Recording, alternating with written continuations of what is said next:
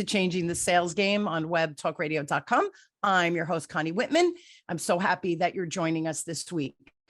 As you listen to the show, I really understand that sometimes that word sales throws us into this tailspin of, oh my God, am I being too pushy? Am I overstepping? All of these things. So to help you navigate from the communication perspective of sales, I have a free gift for you, which is my communication style assessment. The link is in the show notes for you. You'll get 2 reports. One will spotlight just your natural superpowers of how you show up, or more importantly, how people perceive how you're communicating or receiving your message. Flip side, your lowest score typically is a blind spot. You'll get a report spotlighting that. And again, just to raise your awareness that you may potentially have a blind spot as you're communicating with prospects, clients, whoever it might be. Again, that link is in the show notes. Now, my motivational quote today is by Tiffani Bova. And Tiffani says, "How you sell matters. What your processes matters, but how your customers feel when they engage with you matters even more." Now, 40 years, one thing has stayed absolutely the same in relation to what I call solid sales skills. And that is, it's all about the relationship and our ability to engage and service the client in, and this is the key word, in a customized, loving way. And yep, I use the word love and sales together. And those of you that know me actually personally, you know that I live and breathe this notion of selling through love, care, and respect. It's the only way to show up and sell the right product or service, whatever it is that your offer is, to the right client needing that particular solution. It's always about customizing solutions for the client's real problem or situation. Now, today, my guest, of course, is an expert. His name is Sam King, and Sam has worked in every retail environment, from small mom and pop, mom and dad, as he would say, stores, to big national corporate change. Now, B2C salespeople hire Sam to double their sales with half the stress in 2 years or less, and he guarantees that. So please help me welcome my amazing friend and guest, Sam, to the show. So Sam, thanks for coming on and taking the time to talk to my peeps. Yeah, thank you very much for having me on, Connie. It's a pleasure to be around you. Love your energy, and yeah, thank you very much. Yeah, and philosophically, Sam and I belong to a community. That's how we just met. It was kind of a random thing. And I think, Sam, philosophically, you and I agree that it's all about the relationship and this element of love, kindness, respect. We have to bring that to that sales conversation. So let's start with, why do you think, people who listen to me know why I think relationships are important, but why do you think relationships are so important to sales?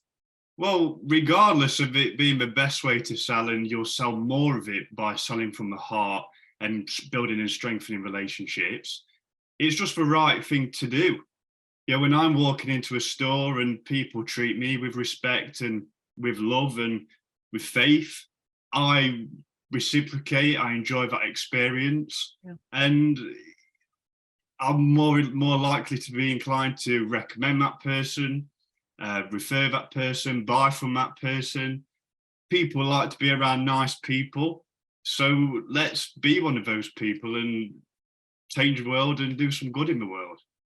And it really is about just do the right thing, right? So I think oftentimes what I see, and I don't think it's from a place of malice. I don't think anybody is mean and they're going out like, I'm going to rip you off. I just don't think that's or at least the people that I encounter. I don't think that's the mentality. I find my clients and their employees, right, the salespeople, they're so excited that they want to help the client that they go and sometimes they vomit product because it's like, let me tell you everything because I want you to make a good choice. And instead of understanding the client and then saying, oh, you know what I have for you, and then provide the solution, I think we're just so excited to share what we know or what our offer is that we lose that disconnection. So again, I don't think it's a place of malice. I think it's a place of excitement, and we need to kind of park the excitement for a minute, right? And really get to know where the customer is. I don't know. Do you find the same thing? Yeah, well, I completely agree. It's having that contained enthusiasm. You've got to be enthusiastic about who you are and what you're selling, but it's got to be contained, so you portray that in the right way to your customer and client, and they can understand what you're saying and trust what you're saying. Yeah, absolutely.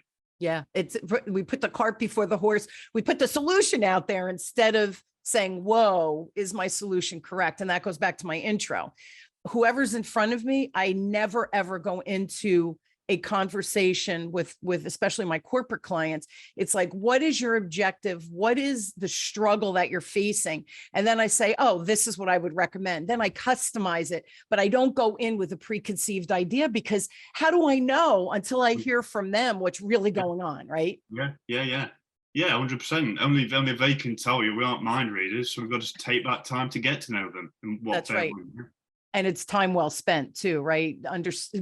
Stephen Covey's Fifth Habit. I feel like every show I almost say this, but it's seek to understand before being understood. And that's true. And I think that salespeople, because of that excitement, they just flip the script a little bit.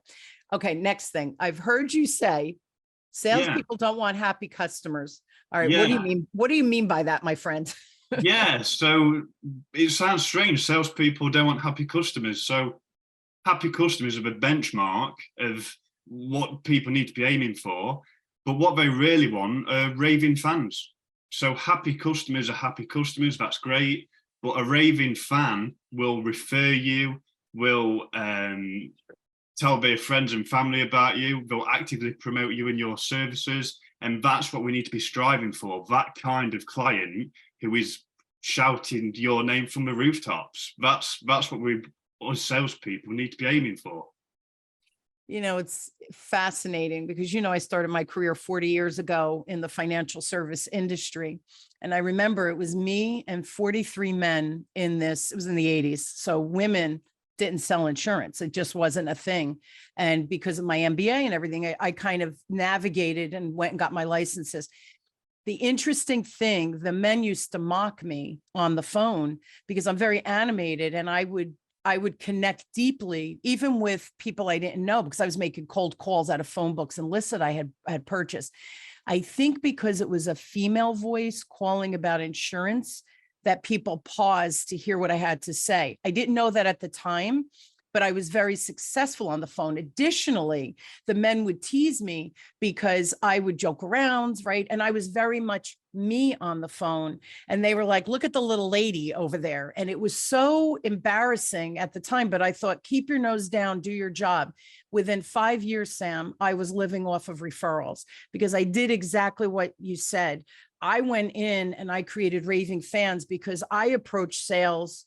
And for me, I think it was intuitive that if I can educate them with what they need to know financially, right? Because we're talking finance, that was the container. Then they can make a good decision. And is my offer the right one for them? But if I educate them, now I put them in a powerful position of choice. And I think choice is important. And I remember part of that training, it was like before you leave the client, and I met them for the first time, right? Cold call, I come in, I sit with these people in their kitchen table. The rule was back then, again, this was in the 80s, you ask for 3 referrals, ask them to pull out their address book and give you friends and family. And Sam, every time I'm like, I am not doing that. Not because I was afraid of rejection. I felt it was rude and overstepping, and they don't know me. Why would they share a friend and family with me? I haven't even delivered on the insurance, whatever the product was, whether it was life, health, it didn't matter. So for me, once I established that relationship, then I wouldn't even have to ask for referrals. They just started referring me organically. And that the men used to mock me because they'd be like, how do you get so many appointments? You're hardly ever on the phone. And I'm like, I get referrals. Hey. People refer me. But that's what you were talking about. My clients weren't happy. They were happy, thank goodness, but they were raving fans. And that within 5 years, and I was a kid, remember too, I didn't know much because I was new to my career, but I was living off of referrals because of my process, which again, I think was more intuitive than learned, if you will. Yeah, I love that. Well, you practice what you preach, Connie. It's simple as that, and obviously you're very successful, and you'll continue to be, and that's one of the reasons. Yeah, I love that. But it works, right, Sam? You're across the world from me here in the United States, but it works through your cultural demographics as well. So to Yeah. me, isn't this universal, right? Yeah, of course it is. Yeah, absolutely. Yeah. So I say people want to be around people that they can trust. They don't want the aggro of talking and finding somebody who they can't. Advertising, it takes so much money and effort to advertise and get someone in on from a cold point of view, when you can listen to a friend or family who's had first-hand experience, a fantastic experience. I was listening to one of your podcasts and you said 80%, there's a chance that 80% that of closing the deal just because somebody else has referred you. And I completely agree. You know, word of mouth is so important, and let's leverage that. And more, it's easier now. When I was referred, 100 years ago, like they had to call me. Can you call my sister? We didn't have email. We didn't have computers. It was all either snail mail or phone calls. And, so it was a lot of effort for people to refer. Now it's easy. You do an intro email. Hey, Connie, I need you to meet Sam. Sam, I need you to meet Connie. I think you guys could create magic out there, right? So it's so much easier to get referrals now, but you said it, it's word of mouth. I think we spend money on ads and all of this when I feel like the gold mine is the people you already know that love you and trust you, and it's word of mouth. So that hasn't changed in 40 years, by the way, right? Yeah. Yeah. Love it. Completely agree. Yeah. Why do you think it's so important that we, salespeople separate ourselves from that stereotypical, always be closing mentality? Yeah. I mean, it's like we've just touched on. Maybe people don't necessarily want to be that stereotypical salesperson, but they do it. Maybe contain enthusiasm, maybe feeling the pressure, and maybe can't take that pressure as much. And I'm big on managing yourself, managing your mindset, managing emotions. And once you can do that, you can portray your message across in an eloquent way, articulated way that's non-aggressive. It's assertive, but it's non-aggressive, and you've got people's best interests at heart. And when you can step away from your natural tendencies of maybe being over-aggressive or maybe passive, then you'll learn to grow and succeed. It's somewhere in the middle, right? It's the pendulum. Extremes aren't good, right? Everything, even health, right? Moderation, everything in moderation. Yeah. It's exactly what we're talking about here. You can't be so aggressive that you're pushy and it's almost vile, right? But you can't be passive either, because people aren't going to say, oh, Sam, I'm knocking on your door. I've been looking for you. Yeah. People don't know we exist, right? Unless we're referred or we do a speaking event and they think, oh, she's talking to me, or they listen to a podcast. Oh my God, it's like Sam is talking to me. These are the opportunities that we promote by just showing up, being ourselves, and living and breathing, like you said before, being mindful of controlling, right? That excitement that I was saying before, that we get out there and we blast the customer. That's not our intent. We're just enthusiastic. So how do we create that container, that mindset, all of those pieces of the puzzle? And by the way, it takes practice and work, right, to refine all these skills. What do you think makes a great salesperson in your world, thinking from a mindfulness standpoint? What does that successful salesperson look like? Yeah, I think somebody who can accept people and situations for what they are, instead of overthinking and judging people or judging situations. Selling from the heart and having a genuine interest in other people and what they want.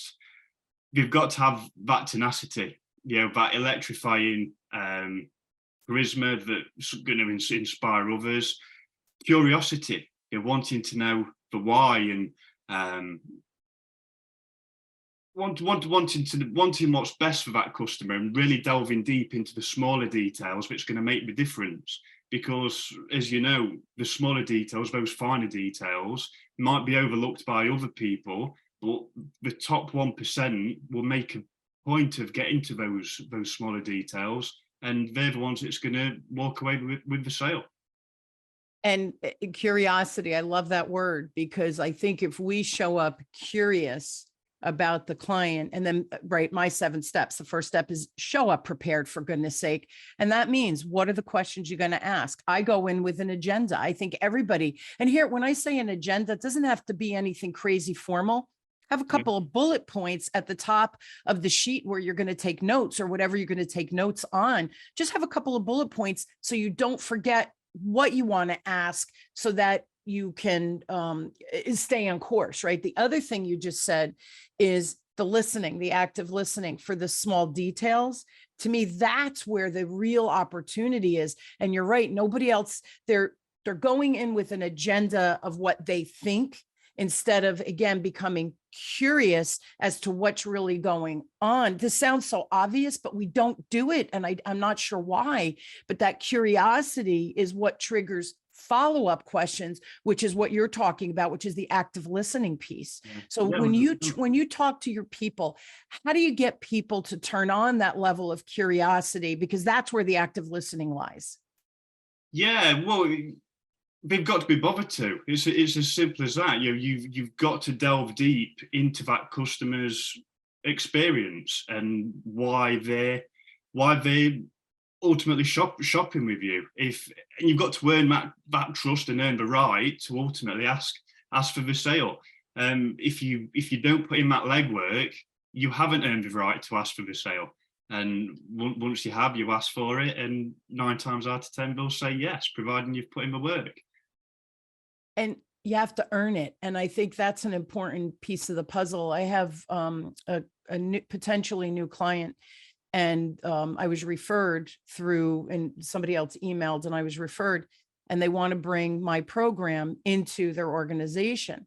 And so I emailed them, and they said, can Connie bring it in-house, and can she do it at the end of the year? Which, of course, yes, I'll do whatever you need me to do.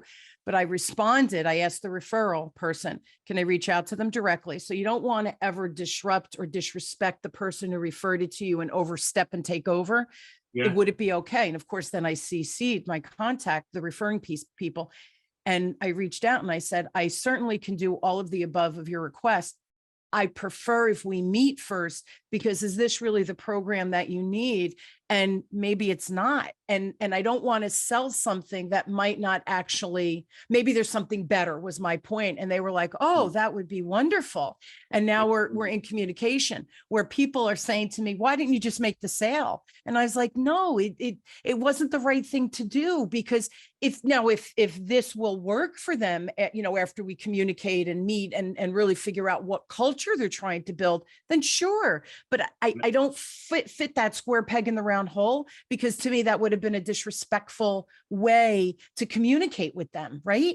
Yeah, 100%. Well, that's integrity. That's what it's all about. If it doesn't feel right, be open and transparent about it. And you've got to live with yourself and live with that reputation. And we've got to make sure that reputation stays integral. And here's the key too, right? The contract, maybe it'll be less, maybe it'll be more. I don't know. But to just say, oh, this is what you want here, this is what you need, I don't know what they need. So to me, I felt like that's the curiosity piece that you were mentioning before. That's listening to the detail. Clearly, they want some type of sales culture in their organization. Well, where are they on that line of no culture to having a culture? The program might not be appropriate. Maybe I have to tweak it a little bit. I don't know. So see, that's the curiosity piece that we're talking about. It's not like, you didn't take that sale. Are you crazy? I hope I get a lifelong client from this, right? That every time they have a need, they go, oh, let's go to Connie and see what she thinks. That's that raving fan that we're talking about. We have to earn that. And I don't think it's just, oh, you're referring me, let me make the sale. I think there's a lot more going on with what we're talking about. And we want to keep it simple. I don't want to complicate things, but I think people have to look, and I love how you said that, look in the detail. And again, for me, that's that active listening piece. Yeah. Now, you keep saying, through this interview, regulate your emotions is important, right? And is, I think, very important in sales. Can you share a story or give an example of why because you're all about mindfulness and emotional control. Literally. Yeah. I mean, I'm a reactive person, so quite a sensitive person, very reactive, and which is great because I've got a caring nature and I want what's best for people, but it's probably not the best thing to have on a shop floor when you're working in a highly competitive environment, working with other salespeople. So you have got to be mindful of your emotions, where your emotions go. and to stay focused and channel that focus into your customers and clients and positive interactions rather than negative ones, and use your best traits in a positive way. How do you get people to tapping into your own emotions, seeing your own emotions, a lot of self-reflection? It's hard. Yeah, It's hard. It's hard, right? The forest from the trees thing. How do you get people to first see their emotional charge, whatever that is for them, then Yeah. how to get it under control so that, like you said, use it from a focus standpoint? Can you share some ideas on how you do that? Yeah, I mean, 100%, you've got to be accountable. So when you constantly look at yourself, and when you can see that maybe you've been triggered or something like that, you ought to think, well, why was I triggered? What was it? What was said? And when you're accountable enough to think, well, actually, it was me that overstepped the mark, or I said something, or I instigated that, then you can change that and learn and maybe do something different next time. Yeah, and same as I say, keeping those your enthusiasm and emotions contained rather than letting them out onto into a negative path. Do you see with salespeople, is there a common charge or a common emotional response, rejection, or have you seen through your travels teaching now, right? And Yeah. creating your business, are there common themes that folks are showing up with? Yeah, people either try to overcompensate, being aggressive, or they give up. And it's like you said, it's one or the. You've got to find that middle ground between one or the other. You know, you've got to stay accountable and stay self-motivated. But by the other token, you can't be overly aggressive, because all you're going to do is cause a load of damage and wreak a load of havoc in your way. So you have got to find that middle ground of containing that enthusiasm and using it to propel you forward.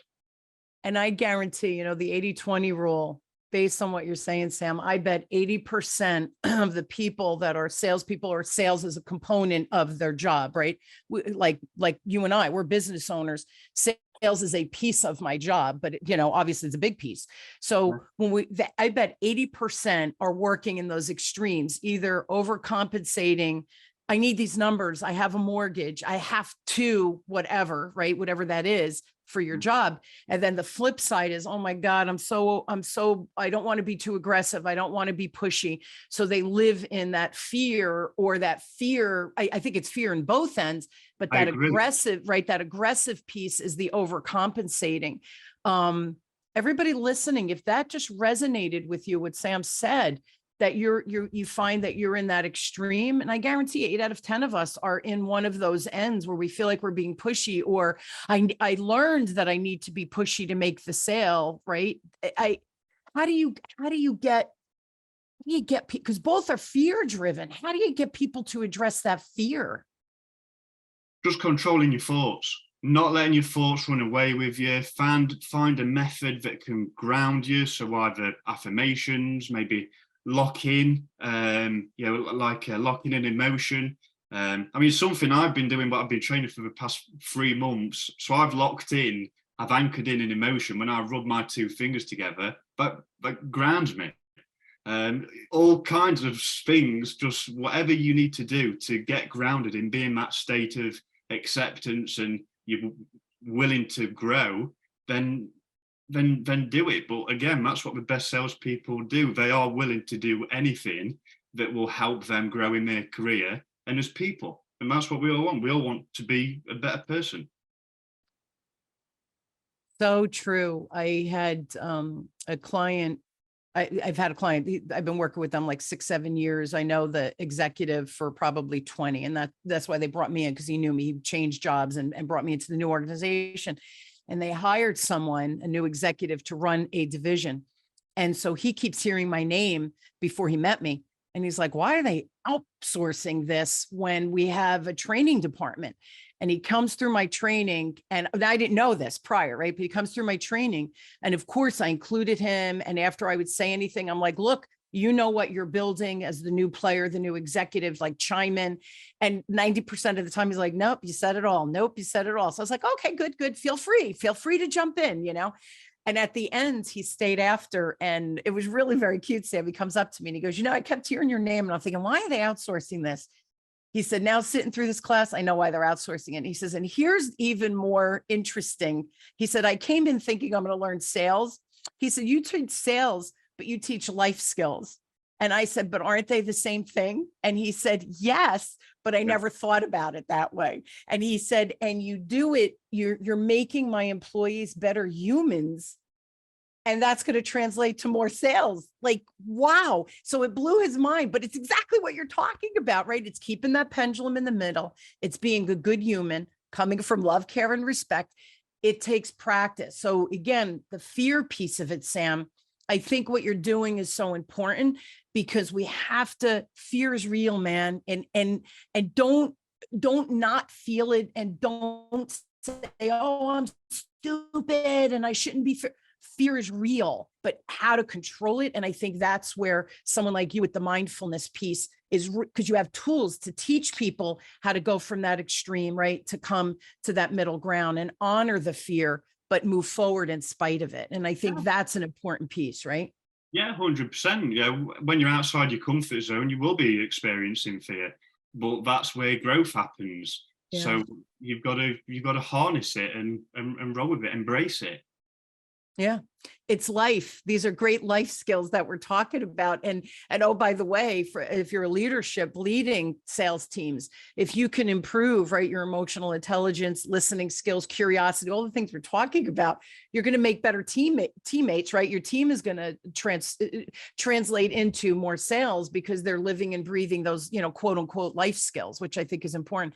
Share with everybody. Now, you went from working, right, at these mom and dad, we call them mom and pop in the US, mom and dad. That's why I thought it was cute. So the mom and dad stores that you've worked with, why did you start your business? Yeah, well, I mean, I would mentor people on a shop floor. And when I mentored them, I mean, I wasn't a sales manager. I was just one of the gang, you know, on a shop floor. And it was just my natural tendency to help them. But it worked. And they were booking more, they were happy. And I thought, well, I've got something here. I know what I do is good, and I can see it working. So I just thought, let's do it, you know. I know I've always wanted my own business. I actually thought I'd open my own furniture store, but I just had a brainwave that this is what I was going to do. And yeah, just rolled with it, kind of never looked back. Yeah, loving every minute. Yeah. And see, here again, anybody that's thinking about becoming a small business owner, it's not for the faint of heart. I say that often, Sam, but you did it smart, right? You thought, wait, I'm on to something. I have a job, I have an income. Let me try it out here, right? I have real live specimens that I could put in my petri dish, if you will, and I can really try to help. And by the way, it helps the organization you're working for. It helps you as being part of the team. Very, very smart that you kind of rinsed and repeated it before you took it on the road, if you will, and open a business, which I think is really, really smart. We're out of time. Any last words of wisdom or tips or ideas that you want to leave the listeners with? And then I'll give how to reach you, et cetera. Yeah, just sell from the heart. If you've genuinely got your client's best interests at heart and you care about them, you will win every single time. Take the time to get to know them, take the time to understand their why. Even if you've got a store full of busy customers, just take your time and make that customer feel valued. It doesn't matter that you've got a busy store. You know, take that one-on-one time and make it their time. They'll appreciate it. More than likely, you'll get the sale. You'll get referrals off of that. But you just strengthening relationships, and that's all what it's about. Just being a good person. And the other key thing you just said here takes time. It's not a slam bam, thank you, ma'am. You know, maybe it is 2 meetings, depending on what you're selling.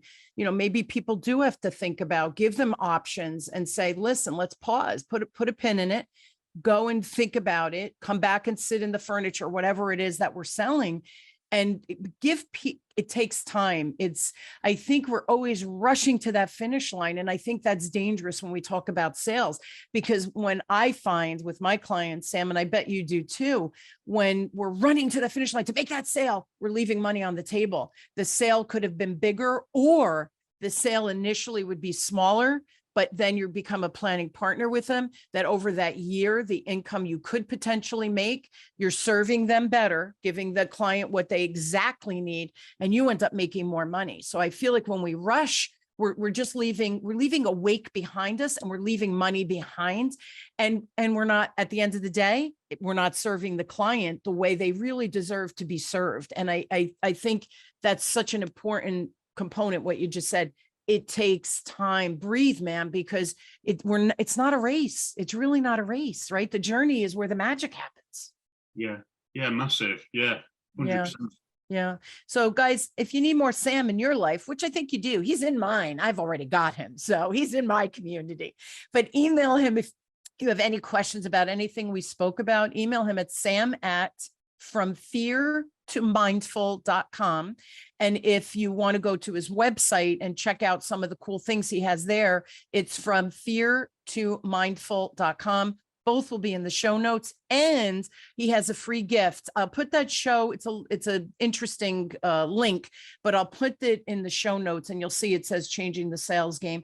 Just, can you tell everybody what the free gift is, Sam? Yeah, so it's 13 tools to double your sales with half the stress. So if you implement these 13 tools, you'll double your sales in 2 years, guaranteed. And it's free. So go for it, guys. Make the most of it. And my last thing I want to say, it's 13 things to implement, and within 2 years, you can double your income. So everybody's going, 2 years, I want it tomorrow. That's not how it works. Okay. We're talking about changing behavior. Behaviors drive numbers. So as you implement these 13 little strategies, and really don't just go, I'm going to do all 13. Just try one at a time, implement, rinse and repeat, and then add the next one and stack them. And I guarantee within that 2 years, that's why Sam has that guarantee, because he knows it works. But don't think I'm going to throw it against the wall and see what sticks. Really put the time and the effort. And I guarantee that Sam's criteria will work for you. I downloaded the 13 tips as well. They're real, they work. You have to it's like anything else, put the effort in, and trust me, the magic, the ripple effect of results will happen. So thank you so much for sharing those tools with my peeps, Sam. I really appreciate that. No, thank you. It's a pleasure, and it's a pleasure to be on the show. I love your energy. Thank you, Connie. I love you, kiddo. I'm just so happy we met by chance, but I'm just so happy we met. Yeah. And I hope you will join me weekly as we question, build, and discover together, no matter where you are in changing your sales game. I truly hope my guests and I, that our conversation, the tools like the 13 tools that Sam is providing, our stories, our ideas, our concepts, I really hope they motivate and inspire you to make the changes needed in your behavior to drive the numbers on the back end, right? We all should be thriving, not just surviving. And I hope my guests and I provide that for you. And Sam, I say this every show. I know it's like, cut, you're a broken record. Well, too bad. You're going to hear me say it anyway. Information, listening to the show is a beautiful thing, and information is wonderful to learn, and keep on learning. Everybody needs to keep on learning. Take the 13 tools, start to implement them. That's where the reaction happens, not just listening to information. It's applying it into your real life and your real strategies. So please do the download, do put the effort in. Change is easier than you think. We just have to put the time in. So Sam, thank you again for being on. Thank you all for joining us. You've been listening to Changing the Sales Game with me, your host, Connie Whitman, on webtalkradio.com. I truly wish you an inspired week filled with change that you're choosing to implement. Notice the words I'm choosing here, because I want you to have magic in your life, and I want you to make more money so that you can serve bigger, love bigger, and just show up bigger. I love you all. I'll see you next week. Have a great week, everybody. Thanks a million.